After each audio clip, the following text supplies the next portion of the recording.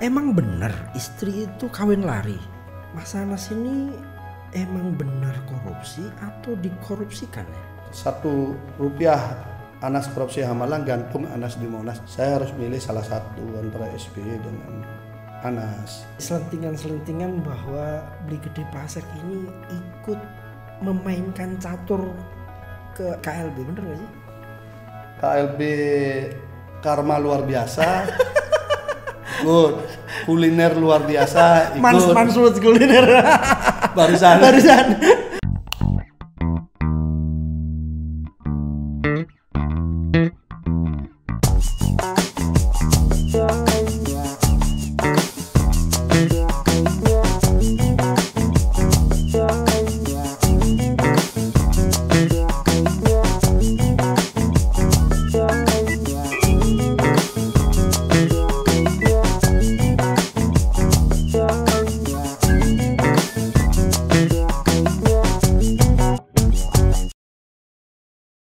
Assalamualaikum warahmatullahi wabarakatuh. Salam sejahtera untuk semuanya. Om Swastiastu. Salam untuk seluruh masyarakat di Indonesia. Kembali lagi bersama kami di podcast Mas Mansuri, podcast yang menjadi suara bagi mereka yang tidak mampu bersuara, podcast yang menjadi suara bagi mereka yang tidak berdaya, voice of voiceless. Sahabat sekalian, sebelum saya menyapa narasumber yang luar biasa, saya ingin menyapa seluruh masyarakat Indonesia, petani yang ada di pelosok-pelosok negeri. Semoga hasil taninya berlimpah dan sehat selalu. Yang di pabrik-pabrik, kaum buruh juga begitu, semangat bekerja dan rezekinya berlimpah juga. Tidak lupa juga kami doakan semoga sehat selalu. Yang di pasar ya, bagi pedagang kaki lima, pedagang pasar tradisional, pedagang warung rumahan, semoga ditambah terus rezekinya dan jangan lupa menjaga protokol kesehatan dan terus sehat untuk menghidupi keluarganya. Kali ini saya kedatangan tamu yang istimewa. Dia sahabat saya, gigih berjuangnya, dan yang saya kagum dari beliau adalah orang yang loyal terhadap sesuatu yang diyakininya, prahara menghampirinya di berbagai macam partai mungkin, organisasi mungkin, tapi konsistensi loyalnya adalah salah satu yang menjadi catatan penting bagi Mas Mansuri podcast. Saya langsung sapa Beli Gede Pasek Swadika. Apa kabar? Kabar baik. Beli sehat ya? Sehat. Terima kasih Beli sudah mau dan berkunjung di podcast Mas Mansuri. Wajib lah. Perintah sahabat harus lah. Siap. Beli. Iya. Saya ingin tanya banyak sekali di kepala saya, itu pertanyaan banyak sekali. Tapi saya mau masuk ke kisah cinta dulu deh, biar nggak terlalu serius dulu kisah cinta. Emang bener istri itu kawin lari? Jadi istilahnya di Bali itu ada tipe-tipe perkawinan adat kan, ya, adatnya. budaya ya. Nah kebetulan istri saya kan orang Jawa. Kalau kita pakai metodologi meminang itu maka prosesnya panjang. Betul. Jadi dari Bali harus datang ke Surabaya gitu kan, panjang lah. Dan itu kosnya kan besar. Jadi kita pilih istilahnya melegandang, istilahnya bawa lari. Nah, itu. Tipikalnya tuh begini ceritanya. Si perempuan kita ambil tanpa sepengetahuan orang tuanya, tapi nanti ada utusan yang datang ke rumah orang tuanya menyampaikan bahwa si anak sudah ini. Jadi kita pakai adat yang begitu. Oh gitu. Jadi kawin lari bukan memang dibawa kabur. Jadi kawin lari yang direncanakan. Kawin lari yang dalam dibudayakan. rangka menghemat biaya. Gitu ya. Tapi ini cinta pertama, Jen. Iya. Cinta pertama ya. Iya, lanjut kemudian pacaran 9 tahun, ya udah terus sekarang punya anak 4 kan itu. Sekarang 4 ya, cowok 2, cewek 2. Iya. Cinta. Pas dengan KB Bali. Oh, KB Bali itu bukan 2 ya? 4, bukan 2. 2 itu KB nasional. Kalau KB Bali 4. Itu 4. Karena apa? Anak ini sudah dihitung sampai ketut terakhir. Oke. Makanya kalau nama orang Bali itu pertama itu Gede, Putu, Wayan dulu. Oke. Kedua Kadek, Made. Oke. Ketiga ini Komang, Nyoman. Oke. Keempat Ketut. Ketut. Kalau dia sudah habis ini masih punya anak, maka dia balik lagi ke nama pertama lagi ya gitu. Terus begitu. Sehingga seakan-akan dibatasi 4 itu. Tapi Bli ini kan orangnya keras, kolot, saklek. Ketemu orang Surabaya yang lemah lembut. Iya. Yang apa ya, yang pengasih gitu. Takluk juga. Ya memang kalahnya kan begitu. Gitu ya. Jadi meskipun di Surabaya, tapi lebih banyak pengaruh Madiunnya. Oh iya. Karena ibu mertua dari Madiun. Mertua Madiun ya. Hanya terus ininya di Surabaya. Kan Oke. Ketemunya sih di Malang. Oke. Dan waktu itu menikahnya memang Kak Evi di Bali. Di Bali ya. Kerja di Bali ya. Pas di Bali juga kerja. Kerja di Bali apa ngejar Bli di Bali? Ya kita atur sedemikian rupa lah. Jadi antara kerja antara ini biar nyambung kan. Oke, ini kisah cinta yang menarik sebenarnya. Saya mau ngupas tapi waktunya terbatas. Oke, Bli. Saya mengenal Bli sudah cukup lama. Ya. Saya manggilnya Pak Sekjen karena kebetulan di beberapa tempat jadi sekjen. Iya.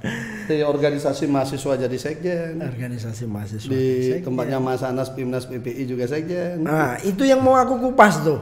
Itu yang aku mau kupas Mas Anas, tapi pelan-pelan ya. Mau jadi jenderal soalnya. Oh gitu ya. Jenderal. Tapi ada sekretarisnya dulu, sekretarisnya dihapus dulu baru jenderal. Bli di mata saya terkenal sebagai orang yang loyal dalam berjuang. Waktu kondisi bersama-sama di kapalnya Mas Anas waktu itu, Bli bertahan di saat orang lompat. Walaupun orang bilang dari kapal jadi skoci ya.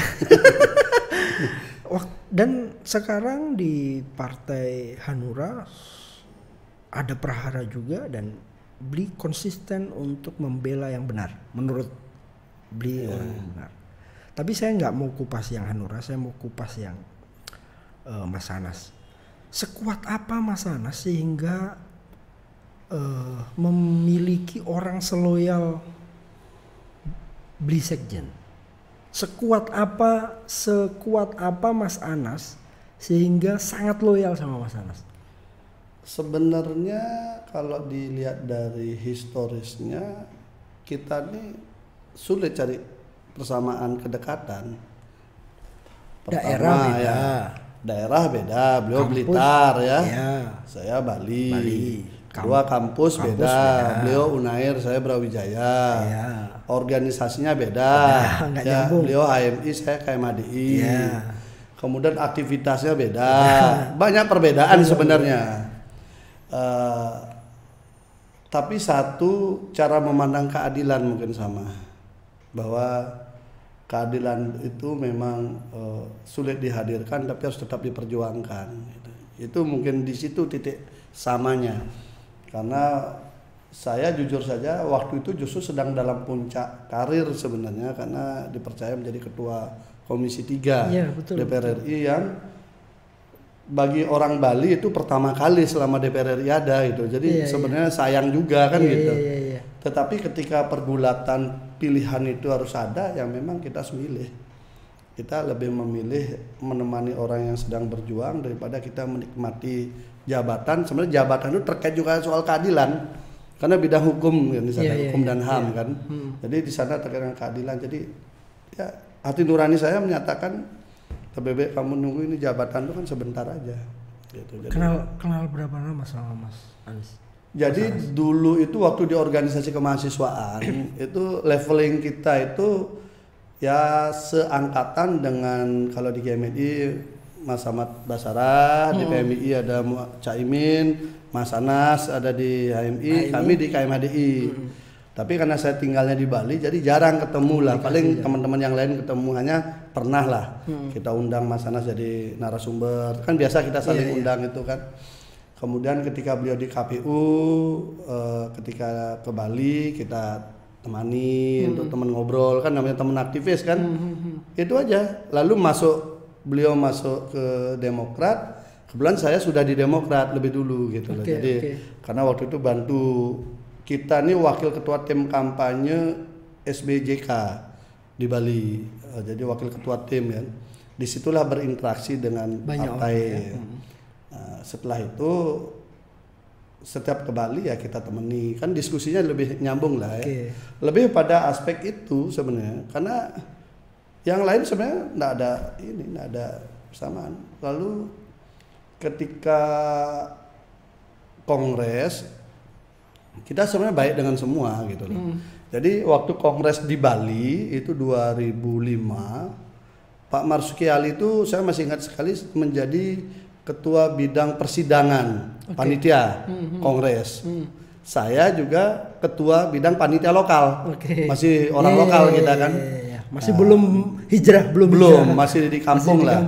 Tapi kita bagian persidangan. Jadi interaksi kita pertama kali di sana dengan Pak Marzuki Ali. Kalau sama Pak Andi kita kenal waktu saya masih wartawan. Berapa kali bikin acara, beliau kita jadi narasumber, saya yang handle dan sebagainya. Jadi kedekatannya ada lah. Mas Anas ya tadi itu. Iya. Hanya waktu kongres memang pilihan saya ke Mas Anas. Pertimbangan saya memang feeling saya mengatakan ini figur yang memang untuk masa depan Indonesia real lah. Dari jaringan, dari wawasan politiknya, dari cara dia memanage teman, saya lihat memang potensinya besar. Sehingga merasa bangga kita ikut membantu perjuangan beliau kan. Dan itu pun saya nggak punya hak suara. Belum punya hak suara. Belum. Nah, kita ikut kongres pun di luar. Jadi kita jagain poskonya Mas Anas. Jadi penjaga posko. Oke. Nah, kita nanti akan dalami soal demokratnya. Tapi saya nggak mau. Ini kan udah banyak yang bahas itu. Saya pengen bahas Mas Anasnya. Kenapa kan setelah itu cukup dekat ya, cukup bersama-sama dan banyak pelajaran juga yang persoalan yang dihadapi bersama. Analisa Bli, Mas Anas ini emang benar korupsi atau dikorupsikan ya? Kalau saya melihat, jadi begini, sebelum saya mengambil kesimpulan ke sana, kita kan pelajari berkasnya. Jadi walaupun saya bukan penasihat hukumnya, kebetulan basic saya juga orang hukum dan waktu itu saya juga ketua komisi 3 bidang hukum. Jadi saya betul-betul berhati-hati sekali melihat case-nya ya. Saya pelajari semua case, semua tuduhan yang ada, saya urut semua dengan tempo deliktinya, alibi yang dibangun. Saya tidak terpengaruh dengan berita yang begitu bombastis yang sangat luar biasa pagi sampai malam. Tapi saya mencoba real menata kasusnya. Saya melihat memang ada sesuatu yang sangat tidak masuk akal. Tapi oleh opini itu harus dipaksakan publik menerima itu sebagai sesuatu yang masuk akal.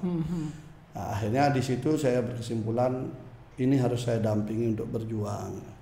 Walaupun saya sadari waktu itu beliau masih banyak, perlahan semakin sedikit orangnya ya, terutama yang pegang jabatan ya.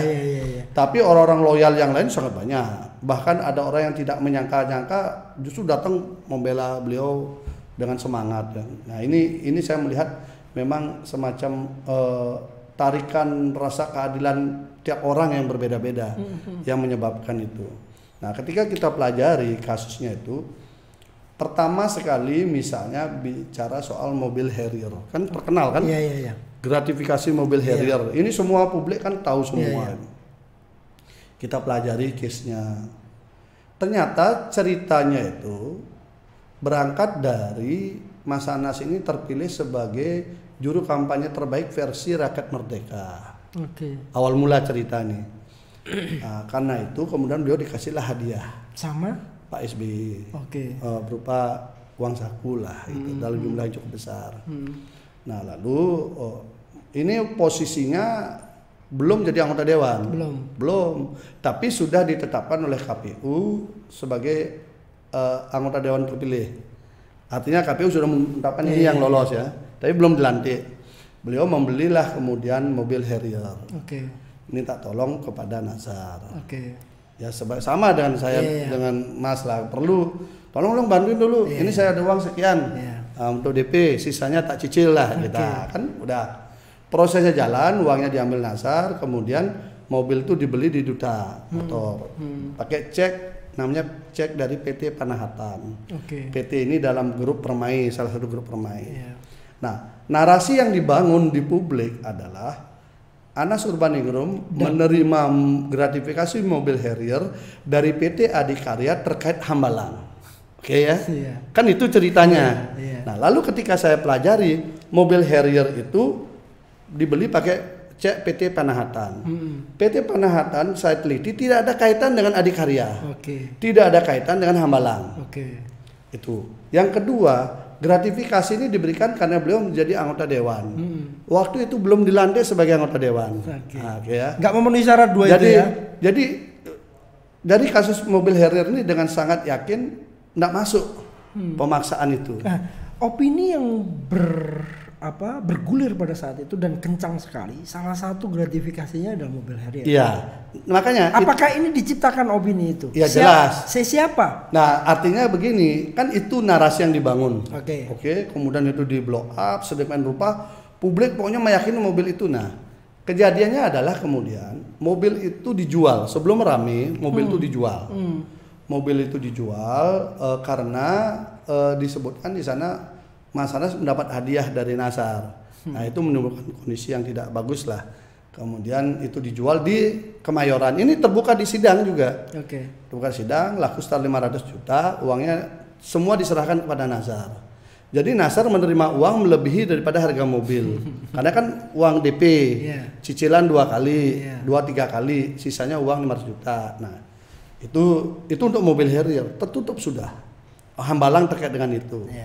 Nah, karena itu kita wajar ketika beliau terus diserang, dicari, nggak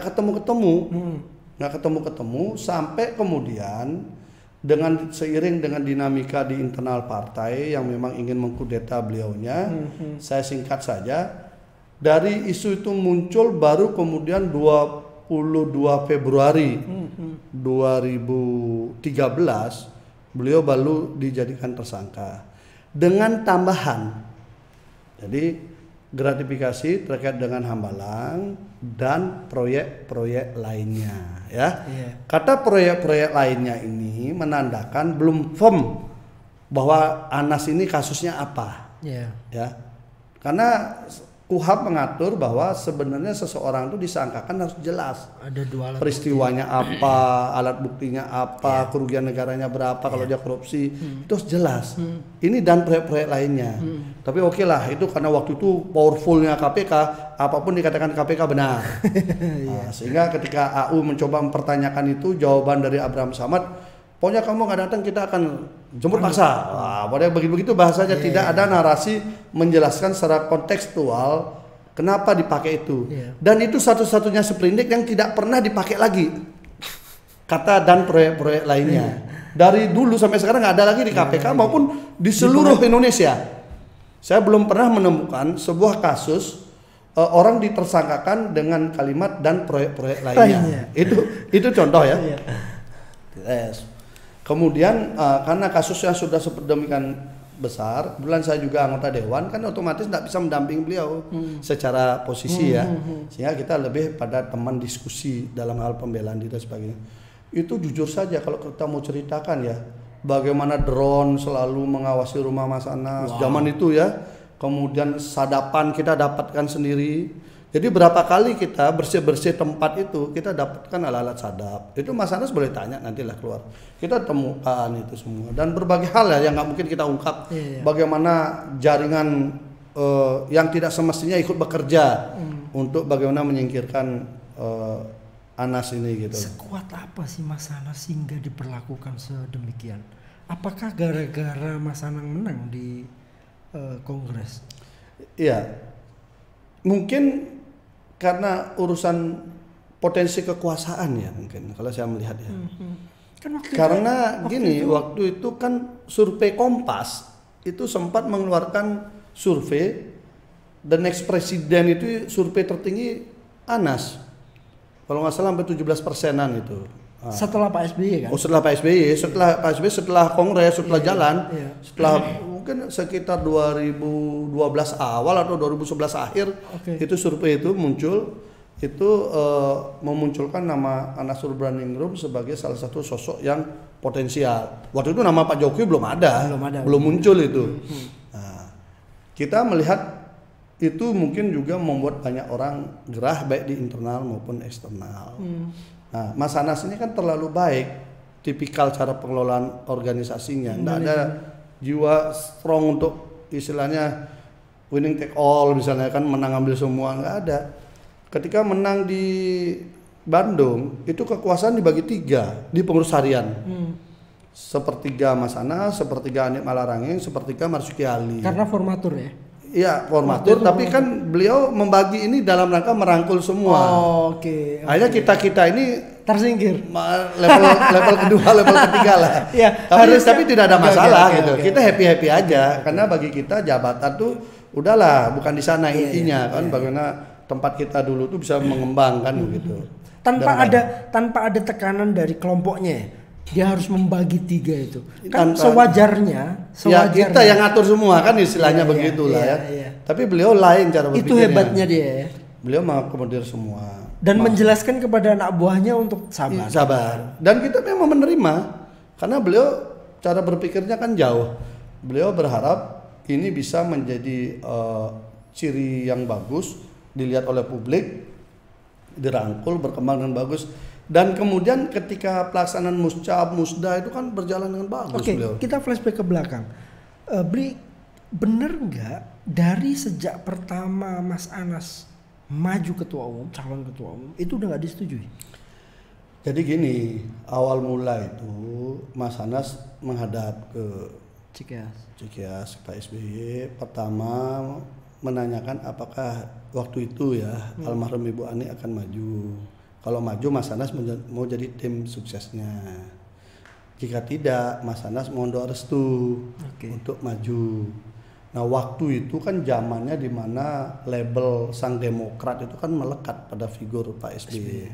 Sang Demokrat, tentu beliau positioningnya adalah merestui lah siapapun anak-anaknya yang maju kan. Nah, atas restu itu Mas Anas sebagai orang yang berpengalaman di organisasi bekerjalah secara gerakan. Nah, pertengahan jalan kemudian beliau disuruh mundur sama Cikeas untuk mendukung Andik Malarangeng. Nanti Mas Anas jadi sekjen saja. Pertama pertimbangan usia masih baru dan sebagainya. Pertimbangannya bagus sebenarnya. Tapi problemnya Mas Anas sudah kadang jalannya udah jauh. Nah, ini kan problemnya kan di sana. Harusnya sejak pertama ya. Mungkin kalau sejak pertama bisa jauh.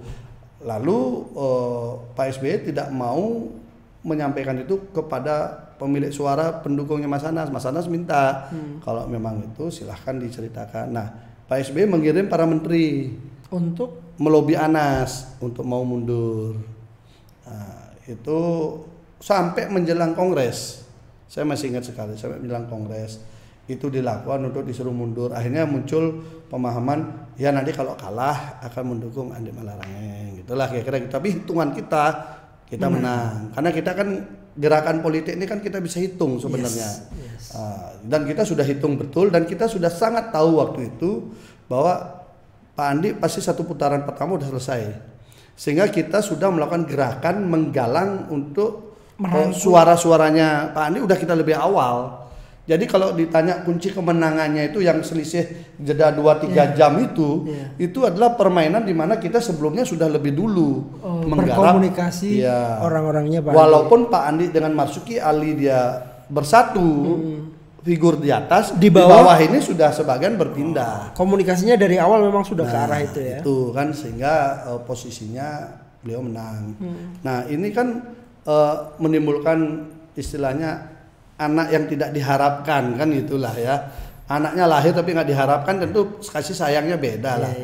Nah, perjalanannya ini kemudian memunculkan banyak riak-riak termasuk proses muscab, musda dan sebagainya. Tapi waktu itu Bli seakan-akan tenang, sepi.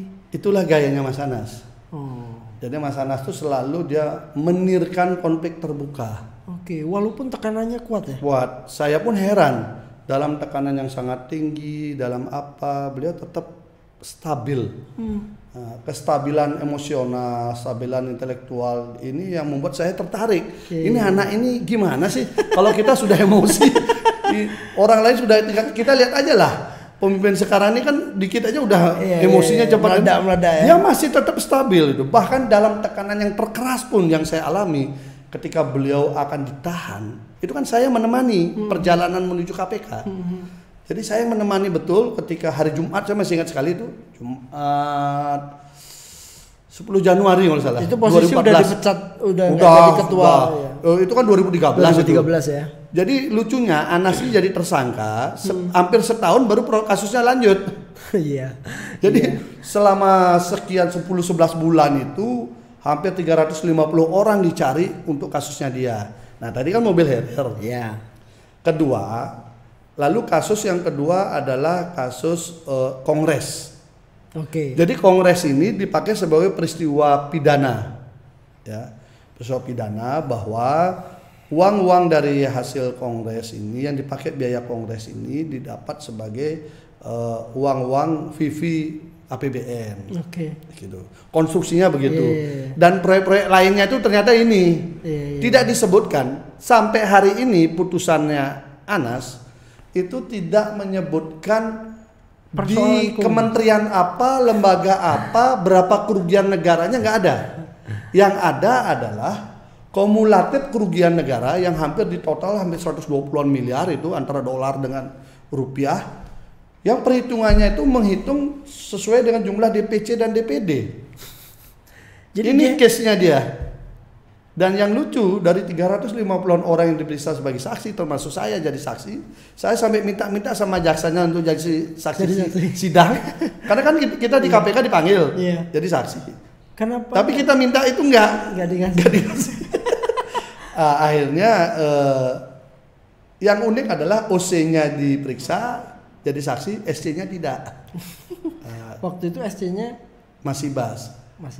Padahal kan kalau jadi saksi kan tidak masalah harusnya. Saksi pun tidak. Nah, bagaimana mengkonstruksikan di Kongres itu ada sebuah peristiwa pidana korupsi, kalau kemudian hanya untuk jadi saksi saja, penanggung jawab steering committee-nya tidak ditanyakan apa-apa gitu loh. Tapi pokoknya aku harus kena di situ aja. Nah, kira-kira gitu. Nah, kalau ditanya hari ini, Anas itu koruptor atau dikoruptorkan? Maka pertanyaan baliknya adalah ketika dia dihukum seperti saat ini, kalau kita baca putusannya, itu tidak ada disebutkan di kementerian apa, di lembaga apa, Anas korupsi dan kerugiannya berapa, nggak ada sampai sekarang. Makanya Mas Anas pernah cerita gini, beliau sangat berharap eksaminasi ataupun apapun diskusi nanti setelah beliau keluar, ini harapan beliau disampaikan, beliau tuh bisa diadakan semacam diskusi tentang membedah kasusnya. Tanpa ada pretensi dendam, ada pretensi apa, tapi bedah kasus. Ada BW, ada Abraham Samad, ya ini orangnya misalnya, dan ada Artijo, dan ada beliau. Nah, biar beliau dikeroyok 3 orang katanya nggak apa-apa. Yang penting semua fakta dibuka. Ya, gitu dan diskusi ini live gitu ya? Ya live, dan biar pakar-pakar hukum menilainya. Tapi kemudian cita-cita itu satu belum kesampaian karena Pak Artijo sudah menjadi almarhum. Beliau sampai membuat tulisan tangan itu, tetapi masih ada Pak Abraham Samad dan BW kan. Nah, menarik juga kalau memang nanti Mas Anas keluar ada yang memfasilitasi ya. Bisa kita bikin diskusi itu kan. Bisa. Itu, jadi tidak dalam posisi dendam, tetapi dalam posisi bagaimana menghadirkan dakwaan secara hukum, menghadirkan pembelaan, menghadirkan bukti-bukti kesaksian di persidangan, karena kesaksian persidangan ada rekamannya semua. Bahkan saya tidak tahu apakah ada hubungan yang baik atau bagaimana. Kita bisa lihat juga di YouTube di mana itu hakim waktu memutuskan Mas Anas di pengadilan negeri itu terlihat ada KPK putusannya.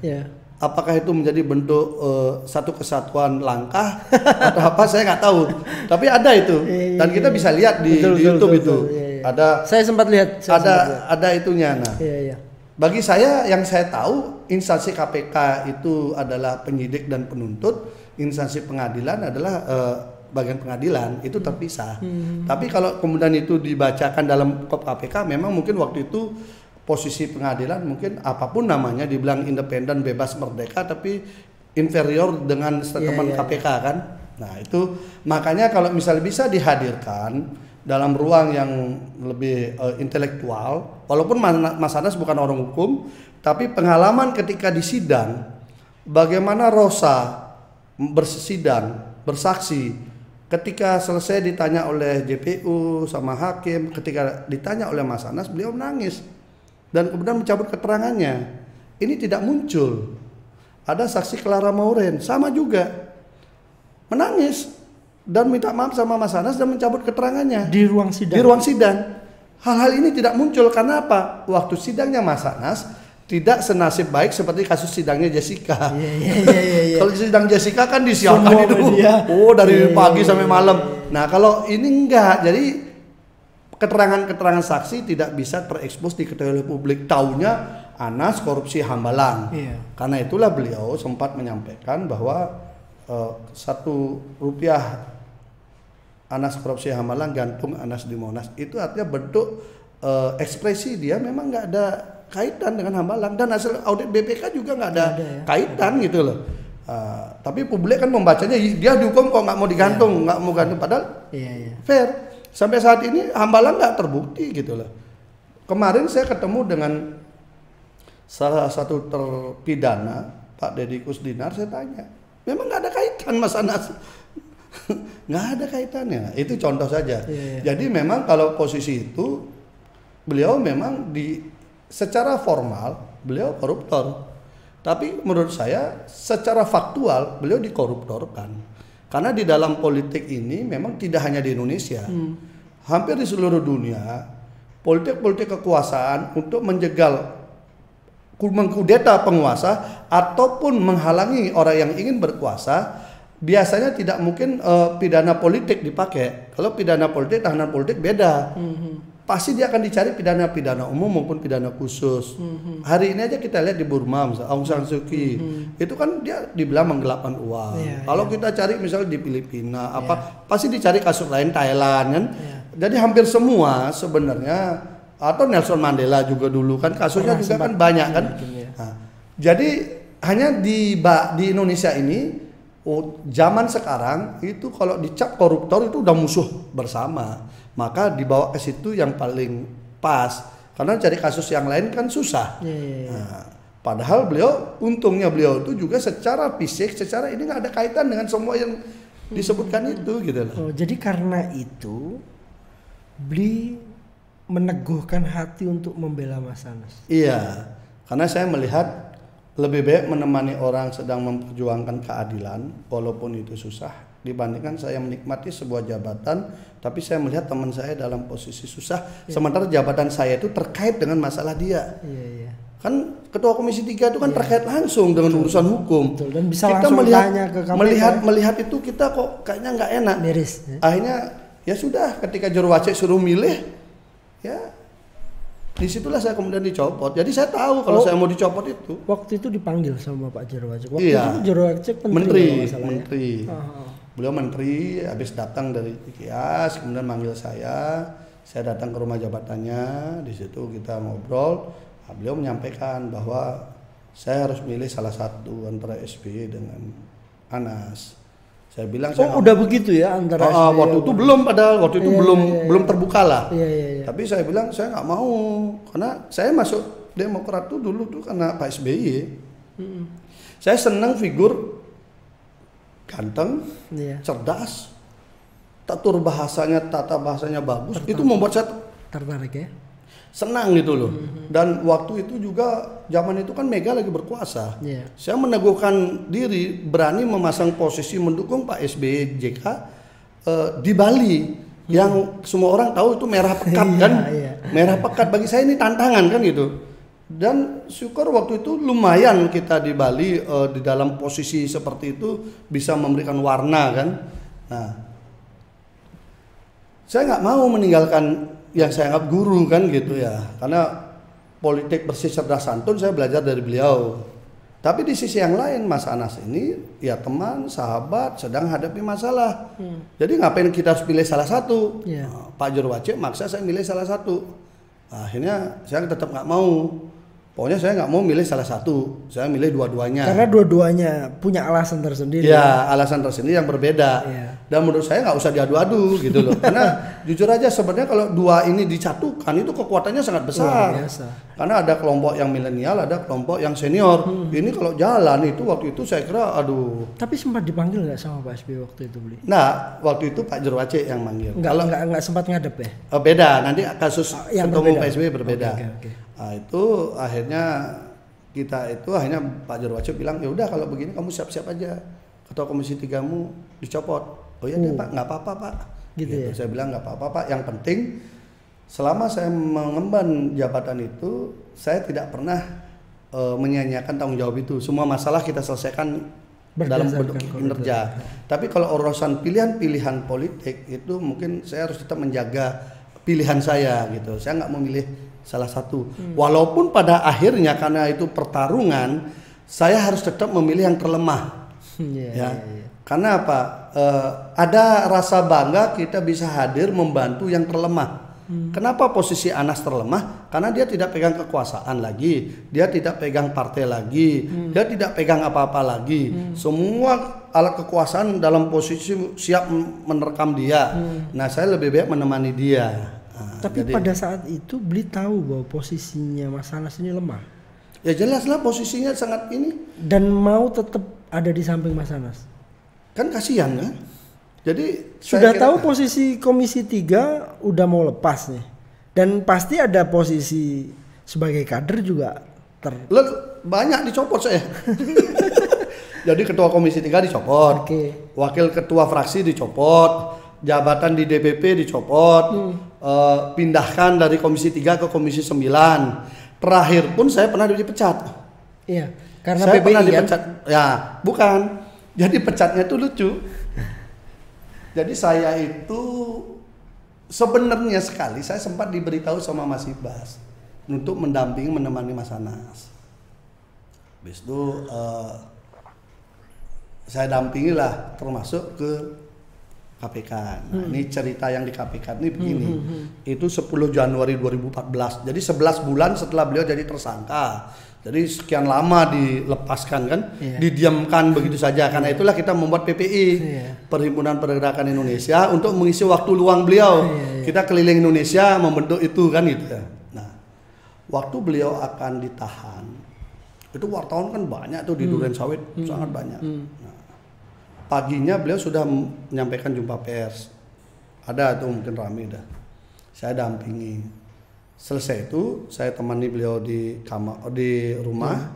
Wartawan masih nunggu di jalan, banyak itu. Pas sholat Jumat, kita bilang bahwa akan sholat Jumat bersama. Semua pada wudhu kan?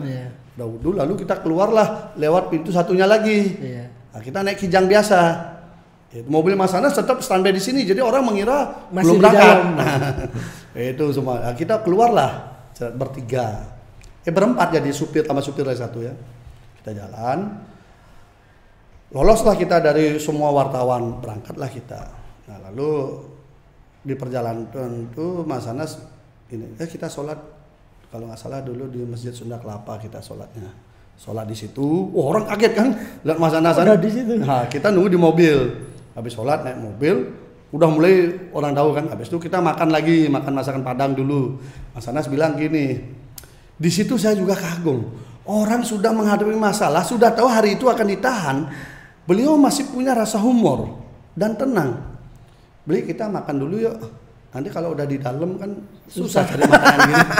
Saya kan sebagai orang yang mendampingi dengan rasa apa namanya? Iba atau ya segala inilah berkecamuk kita kan. Ya sudah saya temani makan. Nah, acara TV ini kan sudah polisi berbaris gitu kan. Polisi berbaris ini semua sudah siap menyambut ini. Dan beliau kasih pesan tidak boleh ada orang PPI yang ke KPK. Sehingga teman-teman masih tetap di situ. Gitu. Nah, akhirnya habis makan Padang, orang-orang di situ pada nengokin itu minta foto kan. Kan mungkin dokumen ini. Kapan lagi? Jadi, ada orang foto di situ, habis itu kita berangkat. Nah, berangkat. Ketika sudah masuk di KPK, di situ saya kagum lagi. Saya turun sendiri ya, biar nggak dikira saya takut menghadapi masalah saya ini. Karena kan itu ada komisioner, kalau nggak salah Abraham Samad atau BW ngomong, jangan jadi pengecut lah apa-apa gitu, bilang gitulah kira-kira gitu. Padahal waktu itu Mas Anas nanyakan soal proyek-proyek lainnya ini kasus apa gitu loh. Tapi akhirnya beliau menjawabnya dengan turun sendiri. Jadi saya nggak dikasih turun. Beli belakangan kalau saya udah masuk, baru masuk ke dalam. Jadi turunlah dia dari mobil, polisi ini sangat lengkap semua jaga brigade, beliau jalan sendiri. Polisi mendampingi gitu. Saya dari mobil melihat, ini anak ini mental, kalau kita ini udah gemeter semua. Itu kan singkat cerita dia masuk ke dalam. Setelah masuk ke dalam itu udah ramai kan. Saya nyusul masuk ulang. Nggak ada yang tahu kita masuk, orang lagi semua lihat fokus di sana. Fokus sana. Akhirnya kita ada di dalam. Menunggu sampai maghrib. Lepas maghrib lah itu. Lepas maghrib akhirnya saya dipanggil ke dalam sama penyidik.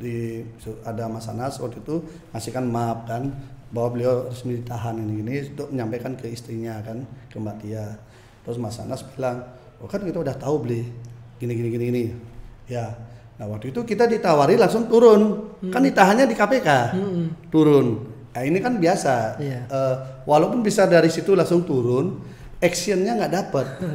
Sama KPK harus dibawa keluar dulu. Nah inilah pertontonan penegakan hukum zaman itu kan, dimana wah gitu.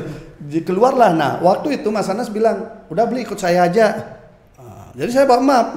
Maunya saya ikut langsung turun sesuai saran penyidik, tapi Mas Anas bilang ikut saya aja. Nah udahlah saya di belakangnya jalan kan, belakangnya lah kita berdiri. Saya nggak tahu beliau mau ngomong apa kan. Nah disitulah beliau ngomong, ngucapin terima kasih itu kan, terima kasih Pak SBY, terima kasih Abraham Samad. Itu ada yang marah ngelihat ada wajah saya di situ, saya dipecat. Jadi karena itu saya dipecat. Nah habis itu pecat, tiba-tiba awal pekan itu, besok itu kan Jumat ya, Selasa kalau nggak salah, Selasa Rebo itu surat udah masuk bahwa saya dipecat. Itu DPR juga. DPR, iya langsung surat ke DPR itu untuk PAW ya. Bahwa statusnya saya dipecat sehingga harus di PAW. Tapi waktu itu nggak melawan. Nah waktu itu saya belum tahu. Wartawan banyak nanya, saya nggak mau komentar. Akhirnya saya ke Jakarta. Waktu itu saya pas keluar kota, saya langsung ke Jakarta. Saya ketemu ketua fraksi ya, Bu Nur Hayati. Saya tanya, saya kok nggak dapat tembusan, saya dipecat ya orang itu kan. Akhirnya dikasihlah fotokopinya. Kasih fotokopinya, saya baca. Wah, pecat ini. Ketua Komisi 3 dicopot. Wakil ketua fraksi dicopot. DPP dicopot. Komisi 3 dipindahkan. Pecat terakhir. Waduh, ini udah gini lawan aja lah. Gitu kan. Akhirnya saya melawan. Saya kirim somasi. Nah, saya kirim somasi waktu itu yang tanda tangan pemecatan Pak Sarip Hasan sama Ibas. Pak Sarip Hasan waktu itu wakil ketua harian. Ketua harian. Iya benar. Karena saya yang ikut buat undang-undang, saya agak paham filosofi undang-undang. Tidak boleh ketua harian, harus ketua umum dan sekjen. Jadi harus tanda tangannya ketua umum dan sekjen. Akhirnya di itu saya pakai pintu masuk melakukan perlawanan. Saya kirim surat ke semua seantero yang perlu saya kirimin kan. Dan saya tetap bilang sama wartawan, nanti saya jumpa persnya di DPR, saya bilang itu. Setelah semua bukti saya terima semua, surat udah masuk semua, baru saya jumpa pers di DPR. Disitulah baru saya menjelaskan bahwa saya melawan.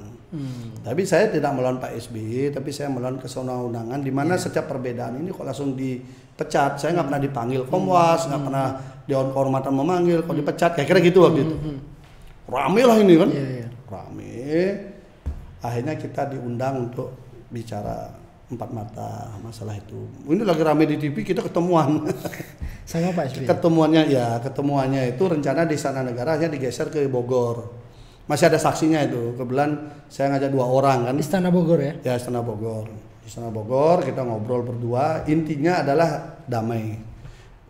Jadi somasi nggak usah dilanjutkan, gugatan nggak usah diajukan, surat ditarik. Nah, akhirnya saya nggak jadi dipecat di DPR. Jadi satu-satunya surat yang sudah masuk pengajuan PAW yang ditarik mungkin ya saya gitu ya, bersyukurlah kan. Karena melawan ya. Ya bukan karena melawan, karena meluruskan. kita nggak berani melawan, kita ini orang kampung kan. Hanya kita luruskan aja. Beli waktu itu sebagai orang yang paling dekat dengan Mas Anas. Ini masih seputar Mas Anas. Kira-kira saat itu Beli pernah nggak ngasih masukan ke Mas Anas untuk bertemu empat mata dengan Pak SBY sebagai orang muda menemui yang lebih tua, mencari solusinya, jadi nggak berantem beradu di dalam, karena faktanya calonnya Pak SBY di Musda dan calonnya Mas Anas juga saya dengar banyakkan calonnya Mas Anas yang menang kan. Iya. Saya dengar begitu waktu itu. Ya karena pilihan DPC-nya itu gimana? Nah, pilihan DPC-nya itu. Nah, waktu itu kenapa nggak disarankan ke Mas Anas untuk lebih ya sungkem lah ke orang Jawa ya, Jawa kan butuh disungkemi mungkin Bli. Sudah. Beliau tuh berapa kali kan pertemuan khusus berdua. Tapi memang sebenarnya beliau tuh kan berkali-kali ya. Tanggal 8 Februari 2013 itu Majelis Tinggi rapat itu kan itu resmi jabatan Anas diambil alih di Cikias, bukan di KLB. 2013 8 Februari. Itu Majelis Tinggi rapat ya? Enggak, ketua Pak SBY lah memutuskan. Karena Mas Anas menolak. Mas Anas sendirian yang melawan. Johnny Allen belum segalak sekarang. Kalau sekarang galak beliau. Waktu itu beliau masih diam, coba aja lah tanya. Karena kan yang datang kan Majelis Tinggi semua. Marzuki Ali juga diam juga. Semua diam karena disuruh diam oleh Pak SBY. Hanya Pak SBY yang bicara 8 butir penyelamatan. Tapi Mas Anas menolak itu karena itu tidak ada di anggaran dasar rumah tangga dan secara organisasi kan tidak boleh. Tapi Pak SBY karena merasa strong, beliau ini langsung jumpa pers. Boleh dilihat itu. Itu masih ada itu. 8 butir penyelamatan tanggal 8 Februari itu, malam itu. Itu disampaikan. Nah, waktu penyampaian itu sebenarnya de facto telah terjadi kudeta kepada Anas. Ya. Karena ketua Majelis Tinggi mengambil alih itu. Dasar itu yang membuat Beli selalu bilang karma KLB karma luar biasa. Ya kalau orang kudeta sekarang ngomong kudeta ya sebenarnya dulu itulah itu. Sudah selesai, oke. Ya, lanjut yang tadi. Istilahnya. Oke, lanjut yang tadi, Beli. Setelah itu dilegitimasi dengan kan perlu ada legitimasi secara kan itu sudah hasil rapat Majelis Tinggi kan. Kira-kira gitulah tapi nggak ada di anggaran dasar. Nggak ada, de factonya begitu. Kemudian de facto kedua tanggal 10 mengumpulkan DPD seluruh Indonesia. Rapimnas ya? Enggak, belum ya. DPD dikumpulkan di Cikias. Non formal. Non formal. Anas sudah nggak diberitahu. Artinya kamu udah nggak dianggap lah kira-kira gitu. Mas Anas cantik juga. Beliau bikin acara di Lebak gitu ya. Tetap sebagai ketua umum. Cara melawan beliau kan tidak frontal. Ya, ke DPC gitu. Ke bawah dia turun. Tapi walaupun ini DPD masih cukup banyak ya orang Mas Anas ya. Iya, waktu itu kan boleh dikatakan banyak lah orangnya Mas Anas lah, tapi kan tetap menghormati undangan sana datang. Habis dari situ datang ke Duren Sawit. Gitu ya. Rame-rame. Kan kita nemenin di situ kan itu. Politik kan harus gitu, apalagi kompetisi internal kan. Setuju. Nah, akhirnya singkat cerita tanggal 10 kemudian tanggal 14 itu ada undangan Rapimnas, itu yang tadi disampaikan Rapimnas. Pelaksanaan Rapimnasnya tanggal 17. Sebenarnya rangkaian inilah sebenarnya yang rawan untuk Mas Anas. Untuk bisa jadi tersangka itu. Tapi ternyata enggak, tanggal 22 Februari baru tersangka. Jauh ya. Tarik menarik lah kan. Tarik menarik lah karena memang kan lemah. Karena itulah masuk kata kalau pakai mobil Harrier, kalau kayak gratifikasi mobil Harrier pasti bebas Anas. Karena vulgar sekali, nggak ada uang dari adikarya, nggak ada kaitan sama Hambalang, mobilnya jelas, cek yang dipakai bayar jelas, kejadiannya sebelum anggota dewan, jadi gampang matahkan itu. Jadi makanya dan proyek-proyek lainnya, sampai sekarang tidak jelas gitu lah. Nah itu contohnya. Nah udah, saya melihat Mas Anas ini menghadapi tekanan sedemikian rupa, dia selalu melawannya dengan lembut, soft power bener anak ini memainkan itu. Kita coba suruh gas, nggak Beli, sabar, main aja ini. Memang akhirnya cukup panjang untuk seorang kepala negara, kepala pemerintahan yang punya akses semua, kemudian sebagai ketua majelis tinggi, ketua dewan pembina, ketua dewan kehormatan, jadi semua sudah ada di dalam dirinya. Menyingkirkan Anas ini tidak mudah. Pakai tenaga lain gagal, pakai ini. Nah, saya melihat cara melawan Anas itu.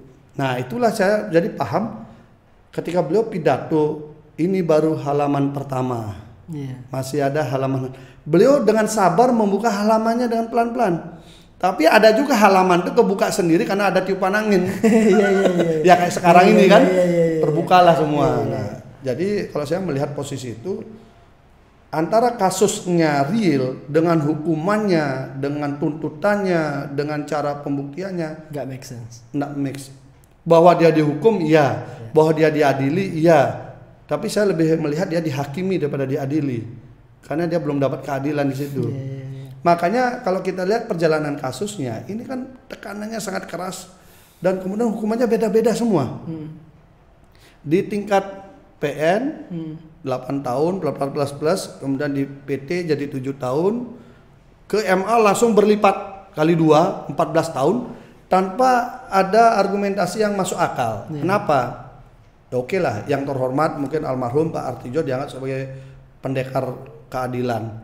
Tapi dalam kasus Anas, dia menambahkan argumentasi pemberatan kepada Anas. Pertama karena dia sebagai ketua fraksi anggota DPR.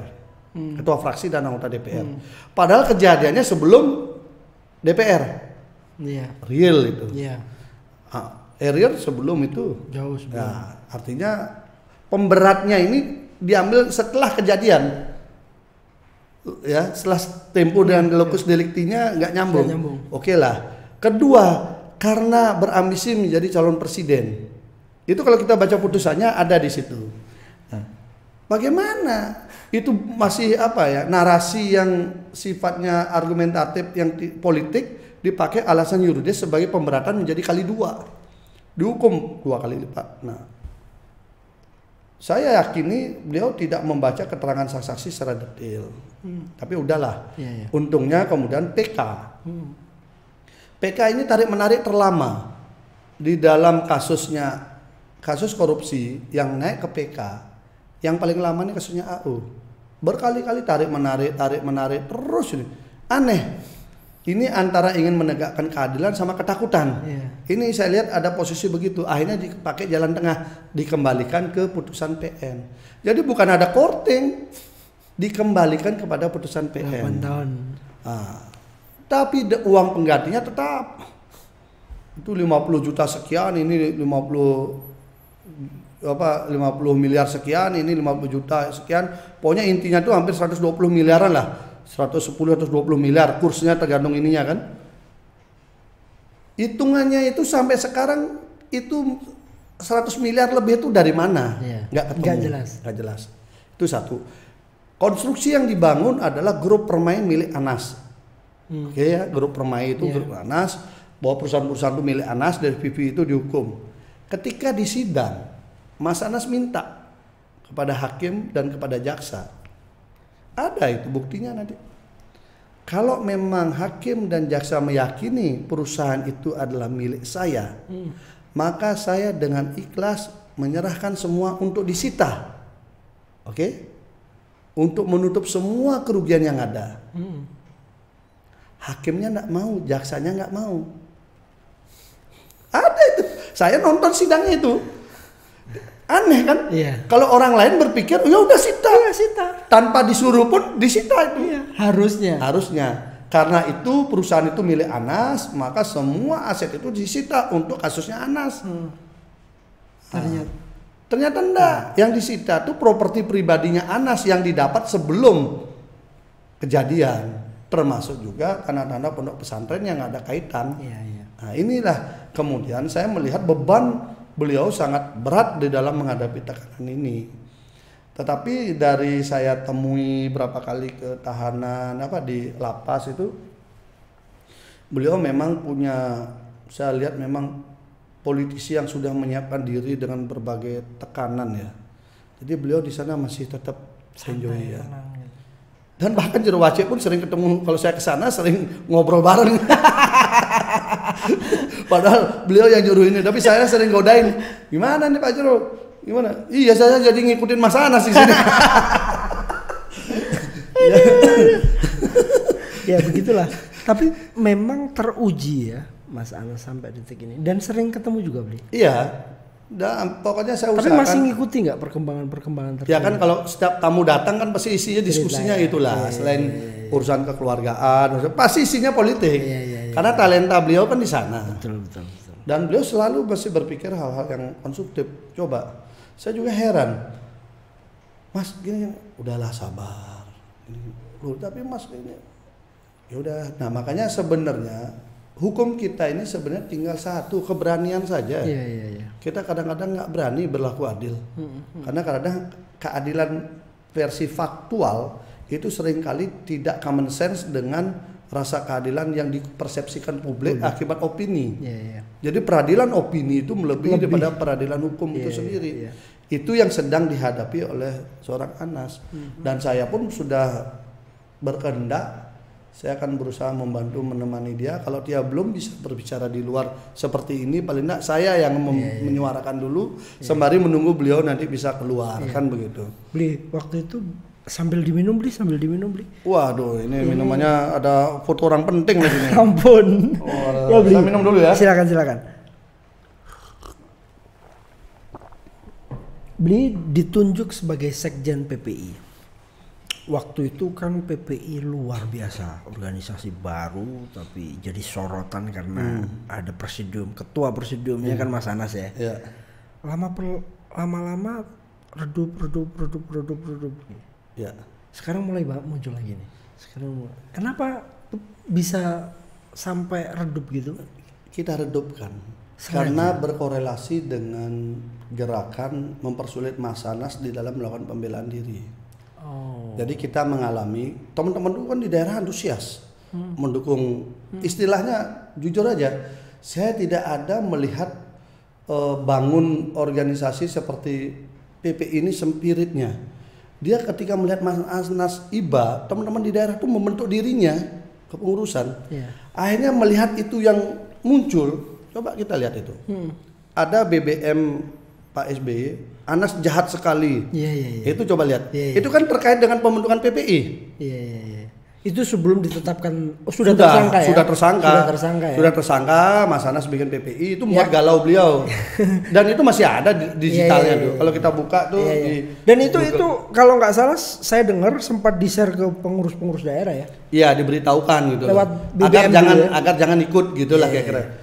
Tapi kan temannya Mas Anas tidak hanya di situ saja, ada di mana-mana. Ini jadi lintas partai jadinya ya? Lintas partai, lintas profesi, ada PNS, ada apa. Yang penting dia punya semacam kesamaan memahami gerakan kebudayaan. Jadi ini lebih pada gerakan kebudayaan yang mencoba memberikan untuk semangat Indonesia yang lebih baik. Itulah ininya. Makanya hadirnya Mas Anas dengan saya sebagai sekjen ini bagian wajah Kebineka Tunggal Ikaan.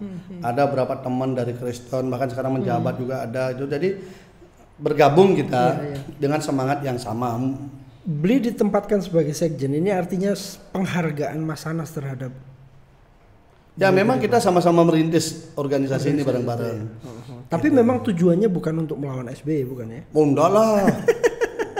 Tapi memang sempat ada bahasa begitu dari Pak SBY waktu itu untuk mengatakan bahwa Anas jahat sekali itu terkait dengan PPI. Makanya kemudian kita membaca dengan hukuman semakin ini akhirnya kita membaca tekanannya semakin keras, maka kita beritahu teman daerah untuk sedikit meredup dulu.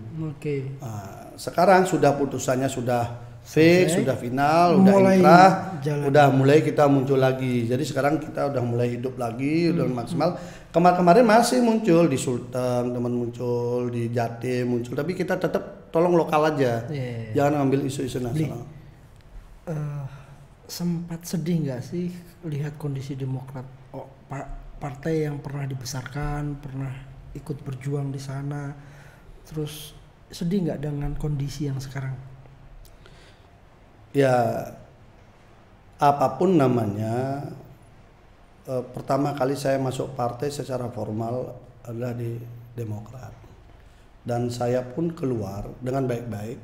saya menulis surat mundurkan diri baik-baik karena memang sudah tidak ada kesamaan pandang di dalam cara pengelolaan partai. Apa yang kita bayangkan dulu dengan yang kita rasakan selanjutnya itu memang jauh berbeda. Tapi saya kira ini kan fase ya, fase tahapan. Setiap partai pasti akan pernah punya fase-fase kontraksi. Dan saya berharap sebenarnya sekeras apapun kontraksi yang ada hari ini, dia ada ruang-ruang solusi, ruang-ruang solusi, kemudian semua bisa direkatkan. Apabila ini terjadi, saya kira masih bisa sangat memungkinkan untuk tumbuh kembang kembali sebagai sebuah partai yang mengisi khasanah perpolitikan kita ke depan ya. Bahwa juga ini kan aset bangsa. Terlepas daripada figur-figurnya yang berkompetisi yang sekarang agak konflik, tetapi sebagai sebuah lembaga Demokrat itu harus diakui sebagai aset bangsa. Sama dengan Golkar, sama dengan PDIP, sama dengan Hanura, Damai Berkarya, semua adalah sama. Garuda, semua kita ini sama aset-aset bangsa. Hanya tentu solusi ini mudah-mudahan bisa diselesaikan dengan dewasa. Jangan menang-menangan. Saya sering bilang kalau semua menang-menangan hasilnya kalah. Semua kalah. Tapi kalau saling mengalah maka kemenangan bersama. Tapi mampu nggak itu? Karena ini kutubnya sudah sangat keras. Satu ingin membangun sebuah dinasti di dalam partai, satu ingin membangun keterbukaan di dalam partai. Membangun dinasti di dalam partai, membangun keterbukaan. Dinasti. Apa yakin? Dinasti kan dulur kan? Ya, apa benar ya membangun dinasti? Apa salahnya bangun dinasti? Membangun dinasti itu benar, faktual. Salah benar itu bukan hal yang utama karena boleh. Dan sebenarnya bagus sekali kalau semuanya anak cucu itu berkarir di partai yang sama. Yang penting adalah memulainya semua sama dari bawah. Dan porsinya sama. Porsinya sama. Membuat porsinya. Yang sekarang ini yang menurut saya lihat sebenarnya kan dari KLB sebenarnya. KLB di Bali, di mana ketua umum dan sekjen bapak sama anak selesai di rumah makan, di ruang makan keluarga kan, urusan bangsa sebesar Indonesia kan itu sebenarnya. Habis itu dilegendakan sekarang, di mana tiga-tiganya kemudian menjabat, satu menguasai DPR, satu menguasai partai, satu menguasai semuanya. Tapi wajar saja kan Partai Demokrat pakai nama besar SBY, Bli. Saya kira puncak kebesaran Demokrat yang saya ikuti dulu itu adalah kapital elektoral utama memang SBY, kapital elektoral, ya, modal elektoral tertinggi ke situ karena waktu itu ada momentum untuk kemudian SBY menjadi figur perlawanan terhadap Ibu Mega. Semua kekuatan menyatu di situ. Tetapi jangan lupa manajemen manajerial kepartaian waktu itu dipegang oleh Pak Subur Budi Santoso. Itu tumbuh dengan bagus, kemudian dipegang oleh Pak Hadi Utomo, itu sangat bagus sekali, tumbuh kembangnya mencapai puncak. Justru ketika dipegang Pak SBY malah turun. Artinya apa? Beliau tidak cocok untuk mengelola partai, beliau cocok untuk branding partai. Sebagai sesepuh. Branding, beda branding partai ya. Branding partai itu beda dengan pengelola partai. Nah, seandainya ini dikembalikan, ada kesadaran bersama, saya yakin masih ada ruang-ruang itu gitu loh. Ruang-ruang itu masih memungkinkan sekali dan saya berharap ya apapun namanya kita akan sangat sedih kalau sampai Demokrat kemudian misalnya senasib dengan partai-partai yang non parlemen itu kita sedih jujur karena lebih baik ini bisa kembali lagi, tentu ada kebesaran jiwa dari yang ada kedua belah pihak ini untuk menyatukan. Nah kalau itu terjadi saya kira bisa rebound kembali. Perlu jiwa besar di situ, nggak bisa menang-menangan. Menang-menangan hasilnya kalah, saling mengalah hasilnya menang. Kira-kira itulah saran saya sebagai alumni. Bli, nanti kita break dulu sebentar karena saya mau bicara soal terakhir sebenarnya lebih santai saja, ringan saja, soal COVID di Bali, soal pandangan Bli tentang RUU pemilu ke depan. Tapi nanti setelah jeda berikut ini kita akan terus bersama salah satu tokoh di Republik ini yang punya konsisten, salah satu orang yang saya kagumi memiliki konsistensi terhadap keyakinannya, keteguhannya terhadap keyakinannya untuk membela yang memang dia yakini. Terus bersama Bli Sekjen PPI, Perhimpunan Pergerakan Indonesia, walaupun sekarang sudah jadi Sekjen Hanura ya, sudah jadi banyak lah cerita yang sebenarnya kalau kita kupas sehariannya itu nggak cukup. Beliau jadi anggota DPD RI zaman itu ya, beliau banyak bicara keras soal kondisi Bali saat ini ya. Nah, tapi kita akan kupas itu sebelum kita masuk ke wilayah yang agak santai. Beli, aku mau tanya di Beli yang wilayah-wilayah agak sedikit sensitif sebenarnya. Dan akhir-akhir ini sempat ramai diperbincangkan. Ini sebelum kita masuk ke wilayah agak santai, agak tegang dikit boleh lah. Ngeri nih. Beli kemarin sempat rame serang-serangan di Twitter sama AA ya, Bang Andi Arief. Kenapa beli yang dihajar ya? Perasaan nggak nyolek-nyolek Demokrat sama sekali. Nggak ngerti dia. Saya juga kaget juga diberitahu gitu. Kok nama saya dikaitkan dengan kesana, padahal udah jelas sejak awal saya sampaikan apa yang saya ceritakan, ditanya-tanya oleh media, teman-teman. Itu adalah terkait dengan sejarah, fakta sejarah dulu, nggak ada urusan dengan ribut-ribut sekarang, karena kita bukan bagian yang sekarang ini gitu loh. Ribut-ribut sekarang ini kan urusannya semua antara Pak Muldoko dengan Pak SBY dan AHY. Dua kubu ini kita kan ada di kubu itu. Tapi bahwa kita menceritakan apa yang terjadi dulu itu adalah fakta sejarah. Apa gara-gara itu dan Andi Arief ini kan nggak tahu cerita itu. Sejarah ya. Enggak. Saya juga kaget juga. Gimana beliau nih kok saya dicolek-colek, mungkin kangen sama saya atau lagi ngigo kan, atau juga kan. Tapi balasan Bli itu sempat membuat orang agak terkejut. Kok sampai segitu balasannya? Itu bahasa spontan aja. Bahasa spontan aja ya. Bahasa spontan aja lah, itu kan guyon-guyonan aja lah. Tapi bener nggak sih selentingan-selentingan bahwa Bli Gede Pasek ini ikut memainkan catur ke KLB, bener nggak sih? KLB Karma luar biasa, ikut. Kuliner luar biasa, ikut. Mansut kuliner. Barusan. Keluyuran luar biasa, ikut. Kalau yang di sana udahlah biarin aja, beliau-beliau itu aja, kita saksikan saja. Tapi sempat nggak dimintai dimintai strategi atau masukan? Nah, kalau diskusi kan tidak hanya urusan ini, sering lah sama teman-teman dari dua kubu juga, teman-teman kan banyak. Yang di kubu sini juga teman juga banyak, di kubu sini juga banyak. Kemarin waktu pilkada kita juga banyak bantu teman yang di kubu sini. Jadi kita nggak ada masalah itulah. Itu urusannya biarkan mereka, kita nonton saja lah. Tapi penonton yang agak aktif.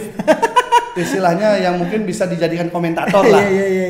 Istilahnya kayak ibarat main bola, mereka yang bertanding kita jadi komentator. Tidak ikut nendang bolanya, tidak ikut ini, tapi hanya komentator. Tapi justru komentator itu yang membuat kocar-kacir pemainnya masalahnya. Aduh, tapi enggak Beli ya, itu soal bahwa Bli Gede Pasek ini yang bisikin orang-orang di KLB itu enggak ya?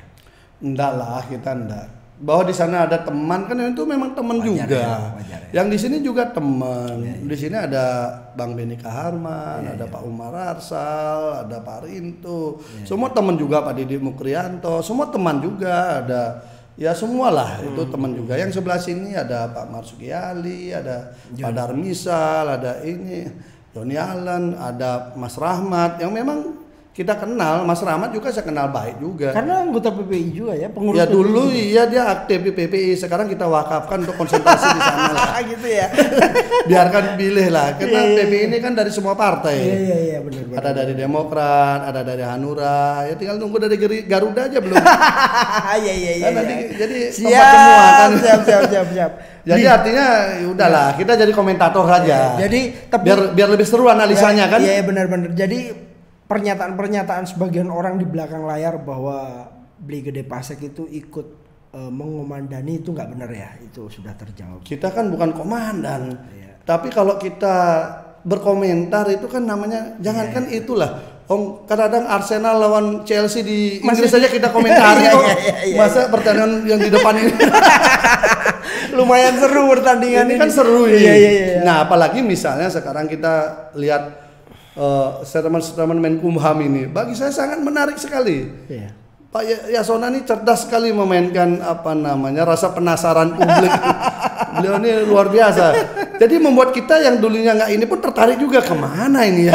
Iya. Jangankan yang alumninya, orang dari partai lain pun ataupun yang tidak pernah berpartai pun penasaran yang mana akan dapat ini. Betul. Jadi semua penasaran. Jadi ya sebatas itulah. Ya, Kumham menyatakan bahwa berkasnya kurang, dikasih waktu untuk melengkapi. Kalau lengkap berarti putus ya? Wah, itu udah makanya. Makanya saya bahasanya kemana? Tapi saya baca juga analisa hukumnya juga, itu saya lihat menarik juga secara kajian hukumnya ya.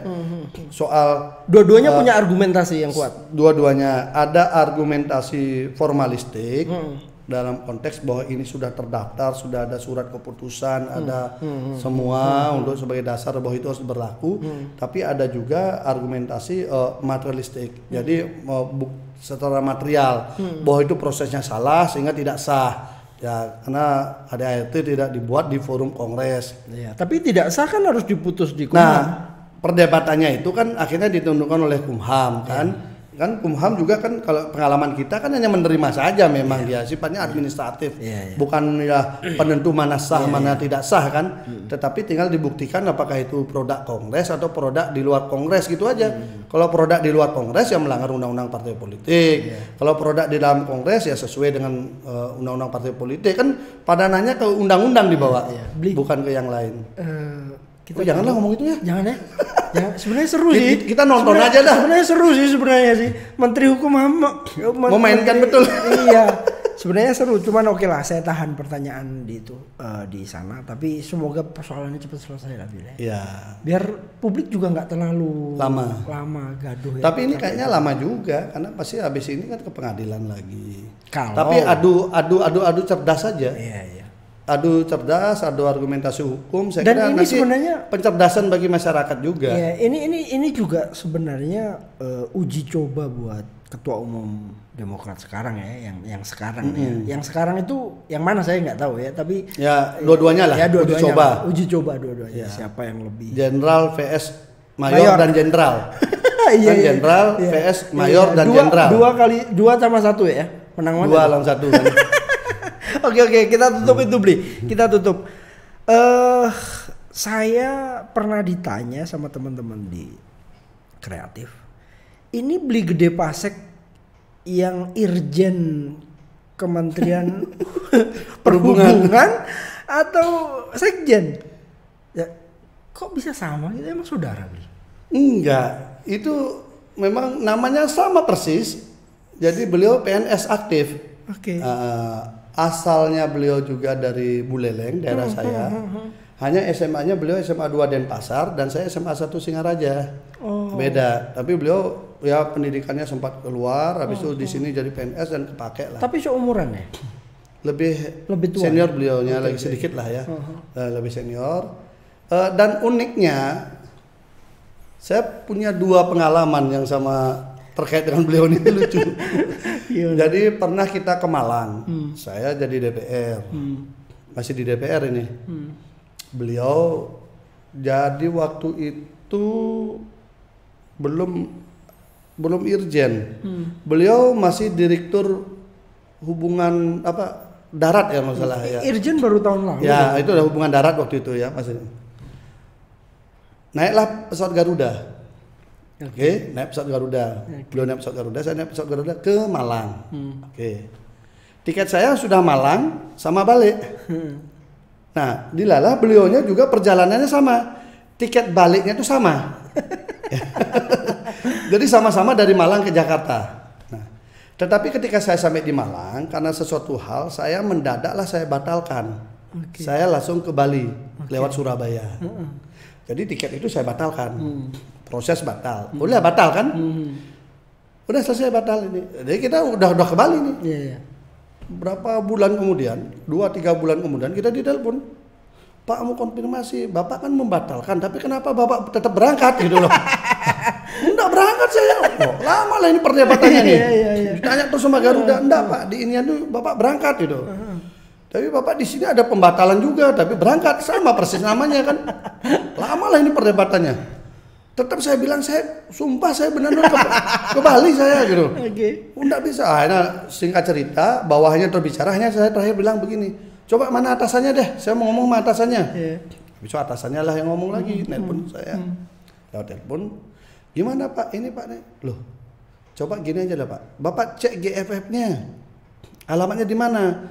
Kalau alamatnya di Bali, alamat saya kasih contoh, itu saya. Kalau GFF-nya beda, berarti beda orangnya. Ternyata GFF-nya Jakarta. Jakarta Pak, itu bukan saya. Itu orang dari Kementerian Perhubungan. Saya bilang itu, oh beda orang Pak, beda orang. Sama-sama naik bisnis ya? Iya sama. Sama-sama naik bisnis. Sama-sama waktu itu naik bisnis. Sama. Namanya sama, tapi saya batalkan, dia naik. Tapi kenal, Bli? Kenal baik. Kenal baik ya? Gara-gara itu kenal baik. Oh gara-gara itu? Jadi gini, seringkali telepon itu saling salah. Terjadi itu. Terjadi saling salah. Oke. Jadi kita diajak ngomong soal perhubungan, bingung kita kan. Lalu maaf. Nah, dia juga diajak ngomong politik. Saya ini PNS.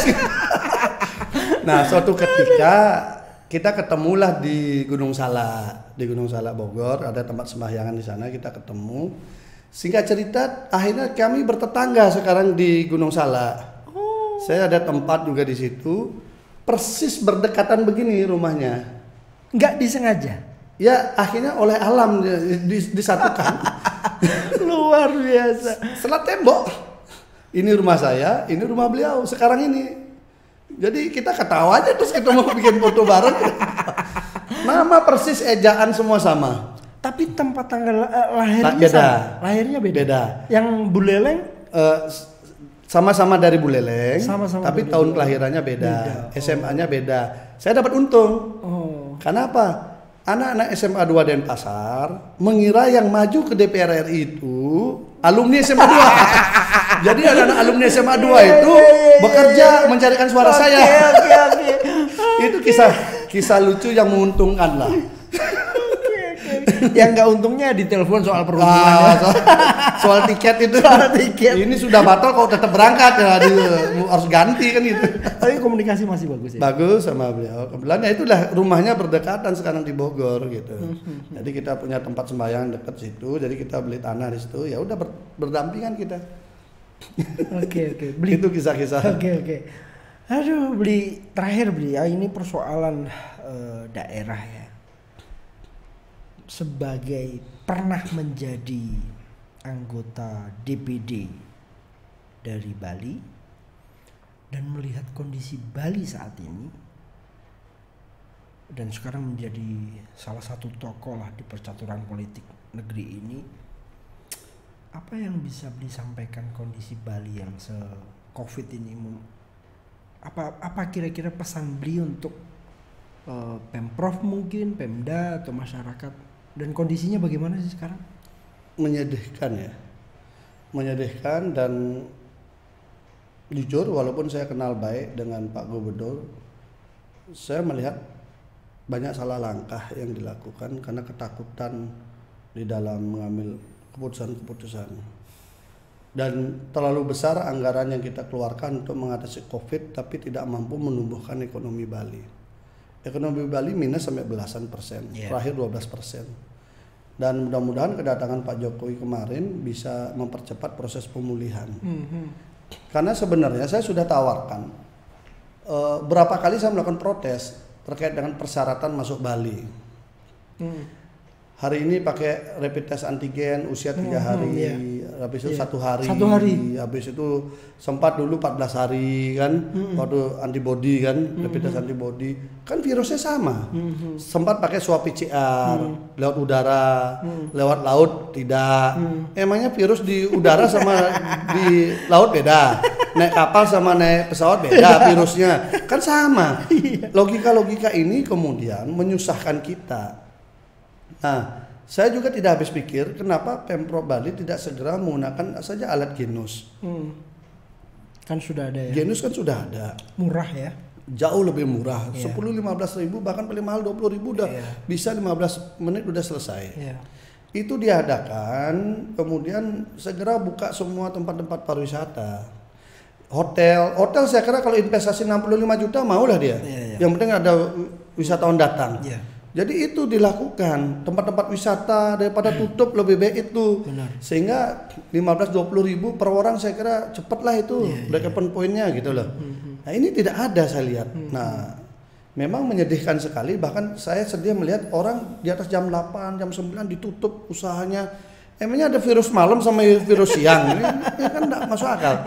Sampai akhirnya saya membuat beberapa kali live FB untuk menunjukkan Jakarta ini kayak begini loh, Bandung nih kayak begini loh. Jadi boleh kita antisipasi pandemi ini harus kita lawan, kita atasi. Tetap jaga jarak, tetap pakai masker ya, kayak masker, tetap kita hand sanitizer. Gaya hidup, pola hidup kita ubah, tetapi aktivitas ekonomi harus tetap ditumbuhkan. Betul. Itu pasti rakyat mau gitu loh. Nah, tetapi rakyat akan merasa marah, sedih, kecewa, kesel, nggak karu-karuan ketika satu sisi atas nama pandemi, sisi yang lain ini dibiarkan secara ekonomi. Ini yang terjadi di Bali, ini yang membuat kita sedih. Dan berkali-kali kita kritik gubernur dan kepala daerah itu, sepertinya mereka takut mengambil keputusan yang berani. Pemimpin itu memang harus berani. Gagal ya sudah mundur. Kalau berhasil kan nanti akan diapresiasi. Nggak usah kita khawatir. Akan dikenang ya.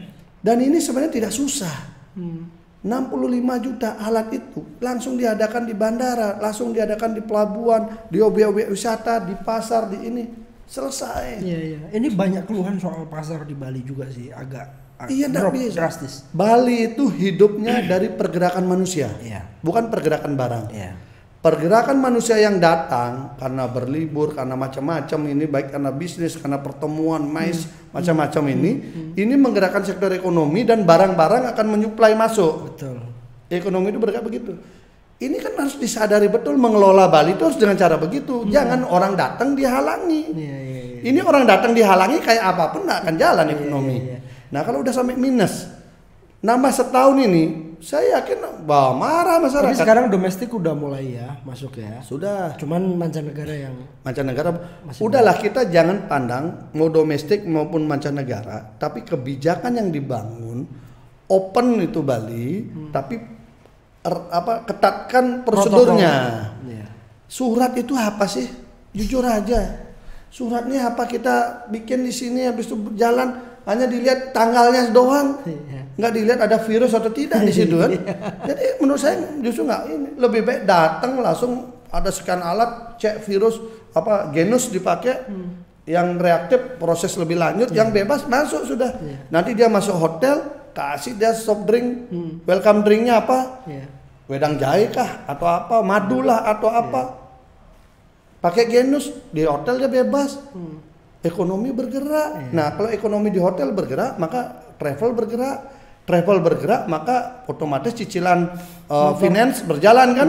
Nah, otomatis apa? Beras, sayur, semuanya akan mensuplai ini hidup lagi. Betul. Sebenarnya itu. Tapi sekarang sulit ya di kondisi. Banyak keluhan. Sudah super sekarang, masyarakat udah kasihan. Makanya ini kita terus dorong. Mudah-mudahan terus mulai berubah. Saya lihat semoga dengan podcast ini belakangan ini sudah mulai ada perubahan, masyarakat sudah semakin terbuka untuk hadir makan udah mulai. Udah mulai lah, mudah-mudahan cepat pulih lah. Karena kalau Bali pulih tidak hanya untuk Bali. Karena Bali itu ekonominya Bali and beyond. Jadi orang di daerah sekitar Bali itu akan hidup. Kelapa, pisang, janur, bunga, beras, ayam, telur, lili, semua itu dari mana-mana datang ke Bali. Karena pendatang yang datang banyak, konsumsi banyak, inilah ekonomi bergerak gitu loh. Beli pertanyaan terakhir dan sekaligus closing statement. Sebagai sekjen Partai Hanura, Beli mendapat tugas yang sangat berat untuk merapikan semua yang berantakan pasca bentrok kedua. Menghadapi pemilu 2024, termasuk kita sempat banyak disebut, nggak tahu kita ketemu itu udah berpuluh-puluh kali bicara soal RUU terus. Coba Beli sampaikan beberapa hal yang memang perlu untuk menjadi catatan penting negeri ini, termasuk internal partai, apa yang harus dilakukan ke depan. Jadi begini, sebenarnya bangun demokrasi kita ini seringkali sangat elitis dan memenuhi hasrat kartel kekuasaan tertentu saja. Ini ke depan harus kita bangun demokrasi kita ini demokrasi yang betul-betul menjaga suara sah rakyat. Jadi undang-undang yang dibuat, aturan yang diatur oleh KPU, semua sistem yang dibangun harus memastikan bagaimana akses suara sah rakyat yang datang ke TPS itu berkorelasi semaksimal mungkin dengan kursi yang mewakilinya. Jangan gara-gara aturan-aturan, akal-akalan di aturan, lalu ini dirampas, dirampok, sehingga nggak ada demokrasi lagi. Jadi demokrasi sekedar ada demokrasi, bukan demokrasi substansial. Nah, saya kira itu ke depan tantangan yang paling berat. Dan kita bersyukur undang-undang pemilu akhirnya tidak dibahas dulu, karena itu idenya sangat jauh dari cita-cita sebagai negara demokrasi. Kita bersyukur Pak Jokowi sudah tidak melanjutkan itu. Walaupun udah mulai ada nih partai-partai yang nakal-nakal nih, ganjen-ganjen. Nah, nanti biar publik menilai lah. Kalau udah partainya itu nakal, hanya ingin mengutak-ngatik aturan untuk menyingkirkan partai-partai lain, itu sudah nggak fair. Karena apa? Indonesia ini dari Sabang sampai Merauke itu jumlah penduduknya itu berbeda-beda, tapi dia harus ada keterwakilan. Kita ambil contoh begini, kita ngomong skala nasional. Di Jawa ada 6 provinsi, ya. Ada 39 dapil. Di luar Jawa ada 28 provinsi, 41 dapil. Korelasinya Jawa saja itu sudah 50% dapil. Ini dapil belum penduduk, penduduknya lebih banyak. Karena di sini dapilnya 3 sampai 10, kalau di sini rata-rata 7 sampai 10. Jadi jumlah penduduk lebih banyak. Tapi kalau ini dipaksakan pola pendekatan harus penduduk banyak dipakai, maka akan ada partai-partai yang mewakili daerah-daerah tertentu itu ditinggal. Maka bangun Bhinneka Tunggal Ika dan Kenusantaraan kita akan terganggu hanya gara-gara aturan. Kenapa nggak kita kembalikan saja? Berapapun suara di masing-masing dapil, selesaikan saja situ. Itulah keinginan rakyat gitu loh. Nah, saya kira perlu ada semangat begitu. Penyederhanaan partai tidak bisa dipakai alasan karena apa? Semangat reformasi bukan penyederhanaan partai, tapi peningkatan partisipasi publik untuk ikut di dalam demokrasi. Nah, apakah itu dengan menambah partai ataupun nanti yang lain? Biarkanlah rakyat menentukan gitu. Jangan kemudian mau dikembalikan penyederhanaan partai, satu partai saja. Ya kan? Jangan lagi banyak-banyak, satu partai saja kalau memang mau sangat sederhana kan. Tapi kan bukan begitu spiritnya. Nah, saya kira itu mungkin yang untuk urusan ke depan agar wakil-wakil rakyat itu tumbuh kembangnya memang dari suara sah rakyat yang terbanyak. Jangan sampai di beberapa daerah dia tuh hilang kesempatannya menjadi wakil rakyat hanya gara-gara hitungan nasional. Di mana hitungan nasional tuh berbasis penduduk banyak gitu loh. Ini yang membahayakan NKRI kita. Benar. Mudah-mudahan tidak terjadilah ke depannya ya.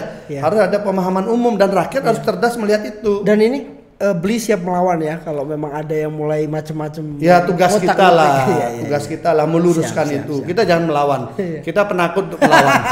Tugas kita luruskan gitu. Siap. Oke, Beli terima kasih atas kehadirannya di podcast Mas Mansuri. Seru banget, banyak yang kita kupas. Walaupun memang loncat-loncat sengaja biar mengaburkan, tapi substansinya adalah kita membicarakan sejarah sekaligus menggali sosok Anas Urbaningrum yang sekarang masih, semoga semuanya bisa selesai lah persoalannya. Ya.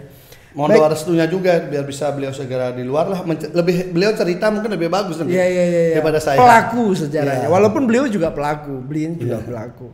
Teman-teman sekalian, penghargaan dan kepercayaan tidak dapat diminta, tetapi didapatkan ketika kita konsisten menunjukkan sikap dan perilaku yang memang pantas untuk dihargai dan diyakini. Kita bisa lihat perjalanan Beli Gede Pasek. Konsistensinya bersama orang-orang yang lemah tetapi benar itu menunjukkan kapasitas beliau sampai sekarang.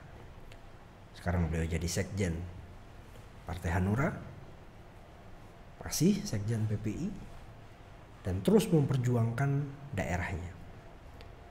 Semoga podcast ini membawa manfaat untuk kita semua. Dan jangan lupa like, share, dan subscribe. Tetap bersama kami di podcast Mas Mansuri. Karena podcast ini milik publik, maka dia harus menjadi suara bagi mereka yang tidak mampu bersuara, harus menjadi suara bagi mereka yang tidak berdaya. Voice of voiceless. Sampai jumpa. Assalamualaikum warahmatullahi wabarakatuh. Waalaikumsalam.